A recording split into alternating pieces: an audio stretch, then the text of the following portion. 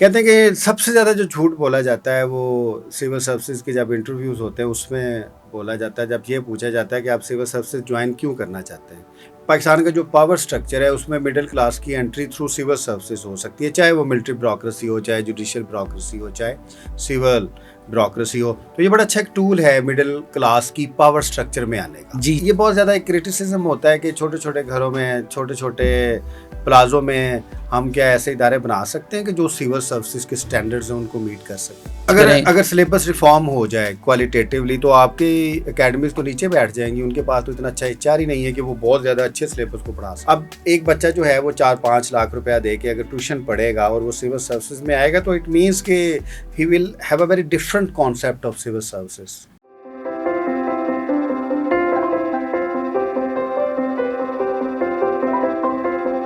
अस्सलाम वालेकुम नाजरीन रिपब्लिक पॉलिसी के प्लेटफॉर्म को लेके आपकी खिदमत में दोबारा हाजिर है। आप जैसा कि जानते हैं हमारे 10 थीम्स में से एक थीम सिविल सर्विसेज और ब्यूरोक्रेसी का है। आज हम ब्यूरोक्रेसी की इंडक्शन और उससे पहले जो एग्जामिनेशंस हैं और उससे पहले जो अकेडमीज़ हैं जो कि तैयार करती हैं मुस्तकबिल के ब्यूरोक्रेट्स को लेके उसके ऊपर बात करेंगे। हमारे साथ एक इंतहाई यंग और टैलेंटेड ऑफिसर आसिफ साहब हैं।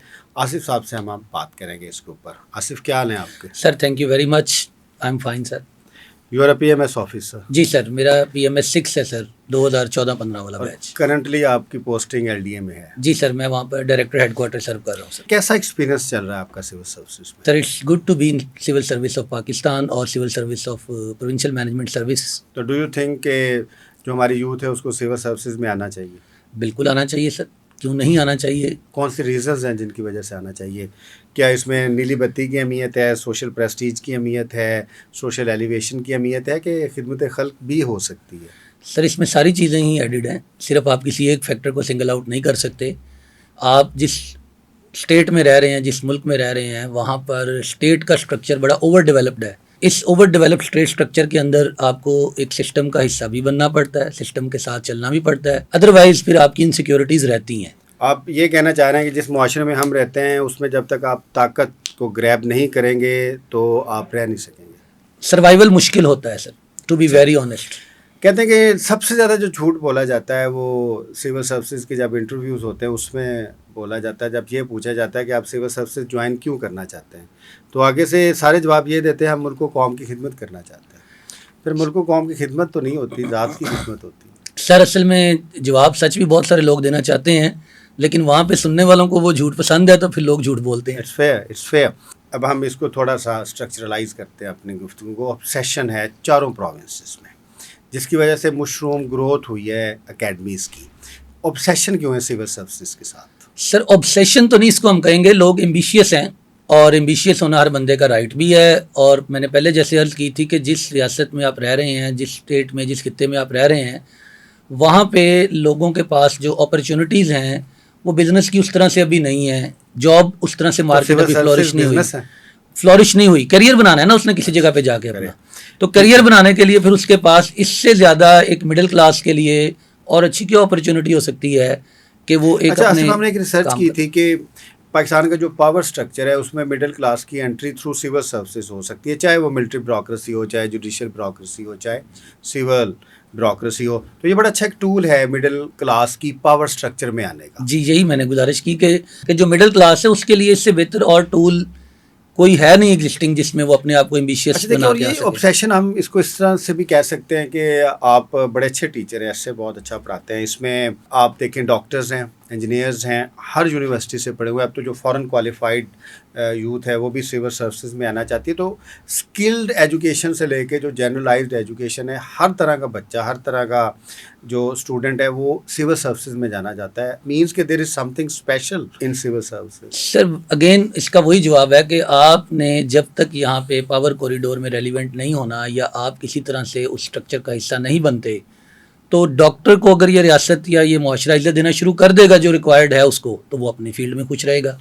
अच्छा, जो ब्यूरोक्रेसी है सिविल सर्विसेज है वो भी स्पेशलाइज्ड है। पूरी दुनिया में अब गवर्नमेंट के तीनों पार्ट्स, चाहे लेजिस्लेचर है, चाहे एग्जेक्टिव है, चाहे जुडिशरी है, उसकी इम्प्लीमेंटिंग मशीन सिविल सर्विसेज हैं। तो इसकी कैपेसिटी बहुत ज़्यादा होनी चाहिए। ये बहुत ज़्यादा एक क्रिटिसिज्म होता है कि छोटे छोटे घरों में, छोटे छोटे प्लाजो में हम क्या ऐसे इदारे बना सकते हैं कि जो सिविल सर्विसेज के स्टैंडर्ड्स हैं उनको मीट कर सकें? जी सर, ये बड़ा अच्छा सवाल है आपका, और इसका एक बेहतरीन जवाब ये है कि रज़ी आबदी साहब, जिनसे मैं पढ़ा हुआ हूँ, he is one of the legendary personalities in teaching. वो सर एक अपने कमरे में पढ़ाते थे, और आपकी एक पूरी क्लास ऑफ ब्यूरोक्रेट्स उनसे पढ़ के निकली है, आपकी यूनिवर्सिटीज़ के वाइस चांसलर उनके स्टूडेंट्स बन के निकले हैं। तो it is not about this thing कि आप एक छोटे कमरे में बैठे हैं या आपने कोई बहुत डेवलप्ड इंफ्रास्ट्रक्चर लगाया दरसगाह है। की डेफिनेशन तो यही है ना कि वो माँ की गोद से लेके आम जगह तक भी हो सकती है, ज़रूरी नहीं है कि वो बहुत ज़्यादा जी, दिस इज़ द आसाइशों पे मुश्तमिल हो। मेरा ये क्वेश्चन नहीं था। जी। मेरा क्वेश्चन था कि जो नॉलेज इम्पार्ट किया जाना चाहिए एडमिनिस्ट्रेशन का, फाइनेंशियल मैनेजमेंट का, इसके अलावा जो भी स्पेशलाइज्ड हैं, क्या सर ये उतनी कैपेसिटी सर ये एकेडमीज की पोस्ट है? इंडक्शन ट्रेनिंग है जो आप बात कर रहे हैं। जो प्री इंडक्शन ट्रेनिंग है, जो सिलेबस उसका उन्होंने दिया हुआ है, जो हमारे एफपीएससी के प्रिवेलिंग सिलेबस के तहत जो तैयारी करवाई जानी चाहिए, उसके लिए इनमें से किसी भी चीज़ की ज़रूरत नहीं है पहले से। अच्छा से मैंने 2 साल पहले एक आर्टिकल लिखा था कि ये जो सिलेबस है इसकी मुझे समझ नहीं आती कि ये सिविल सर्वेंट्स कैसे रूट करवा सकता है। अब ऐसे लिखने से तो आप नहीं बन सकते ना। अब देखें, आप दूसरी साइड पे अब चैट जीपीटी या एआई के टूल्स ऐसे आ गए हैं कि वो खुद ऐसे लिख सकते हैं, और you need to get work done. वो ऑब्सलीट टेक्निक्स, वो ऑब्सलीट सब्जेक्ट्स, वो ऑब्सलीट मेथड्स जो कि पूरी दुनिया की एडमिनिस्ट्रेशन में कहीं नहीं रहे, उनके ऊपर हमारा एग्जामिनेशन सिस्टम है। तो मेरा क्वेश्चन आपसे ये है कि आप जो एक जर्नलिस्ट सिस्टम है ऑफ एग्जामिनेशन, जिसमें आसान सा ऐसे है, आसान सी प्रेस है, वो एक अलग बात है, अंग्रेज़ी हमारे तलबा के लिए बड़ी मुश्किल है।